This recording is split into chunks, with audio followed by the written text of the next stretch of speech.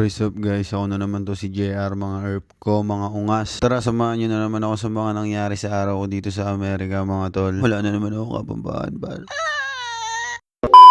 Huling araw na nga neto nila ate Danica dito guys, siya ni Rachel. Ito nga, nagkita-kita kami niyan nila tita para kumain kami sa labas. Dito par, dama ko na yung lungkot kasi wala. Mobs na naman ako mag-isa niyan tol. Ulan nga panahon neto guys, ang sarap nga bumaba ng mga panahon na yan. Pero ayan, gubas din naman ako ng mga panahon na yan. Wala lagi naman akong gubas tol Wala na yata ang panahon na hindi ako nagugubas. Kaya kahit saan magpunta tol, handa ako kumain Yung kinainom pala namin ito parang ano siya, ramen. Tas may mga andin, milk tea, ganun, boba. Kasi ayan si tita, kinabukasan nga pala nung video na to, birthday na ni tita. Baga sunod-sunod nga yung auction. Kasi ito, ba't ba taon-taon si daddy? Di ko din alam bakit Kulit mo, dudongs. Ayun, ayun nga pala yung mga pwede nyong orderin dito. Kung pupunta kayo dito par, sa YouTube na nga pala ako nag-upload ngayon tol. Na nga ako mag-upload ng mga mahaba par. Kasi sa FB wala naman talaga akong, hindi maano galing gawa sa Pilipinas kasi yung FB ko tol. Ito nga pinag-iwalay ko muna yung kamatis. Nag-aaway kasi sila. Yung ako dyan sa mga nagtatalo. Yan tol, lefty tayo. Subo mo na par. Dito nga guys, veteran si tita niyan. Kasi kung iti-take out nga namin na may sabaw, kumbaga ano na yung noodles. Kumbaga lalaki na, kumbaga ang tawag doon.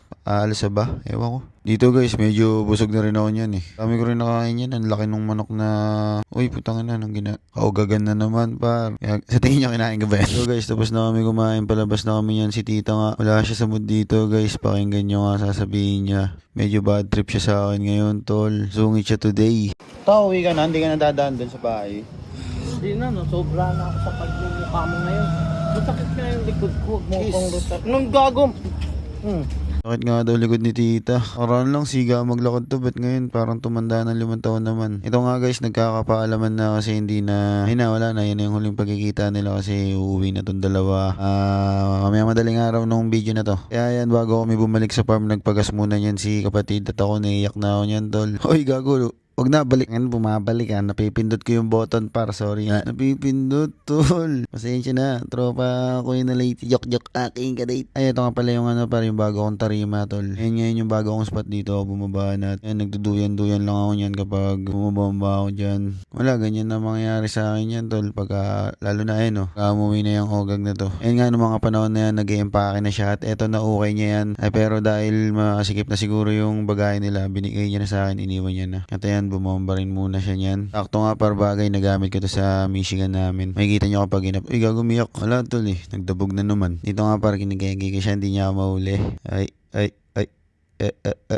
Yung nga alam pala kayo ng konting background tol. Si ate Danica nga pala tol. Bata pa lang yan, nandito na yun sa Amerika. Siguro mga 8 ako nung umalis siya. Tapos ngayon guys, syempre napupunta-puntahan niya na kami dito tol. Dahil nandito na rin kami sa US, di ba? Ang galing tol. Ang galing ni Lord. Galing ni Lord. Thank you Lord. Ito pa isa. Thank you Lord for the ice cream. Ito par, huling ice cream na namin na ito ni Utol. Purito kasi namin to pare. Kasi nung dumalaw ako nun sa California kami nakaraan, meron silang ganito. Nasarapan ako par. Tayo lang na ice cream ba naman? Kahit sino ba naman yan sa Pinas, magugustuhan niya yan tol Tapos eto, naligo na ako niyan. Tapos nag-smoke na naman ako niyan, syempre tol. Kasi ito pinasmoke ko rin yung Hindi ko alam kung anong insekto to par. Basta, para sabi ko may amat ka din. Ayan par, nagano lang ako niyan, whey protein para idagdag protein tayo sa ating 1 katas. Ito par, ginupit ko na yung mga paanang ipis sa ilong ko kasi kayo tol Sabi niyo may paanang ipis kaya yung ginupit ko na. Ang ina ngayon naman, natutusok yung ilong ko, dumudugo. Ito guys, tapos ko na gawin lahat ng gagawin ko. Umakyat na ako sa kanila niyan kasi nga di ba naririnig nyo pag nagvo-voice over ako, naririnig nyo sila nagsasalita, makukulit din sila. At ito nga, tapos na ako mag-voice over ng mga araw na yun. Gagawin kulit ko May bino-voice over ako, tas yung pag-voice over ko kasama sa isa pang vlog. Dito nga pinakamay ko siya ng utot bago ako bumaba. Kaya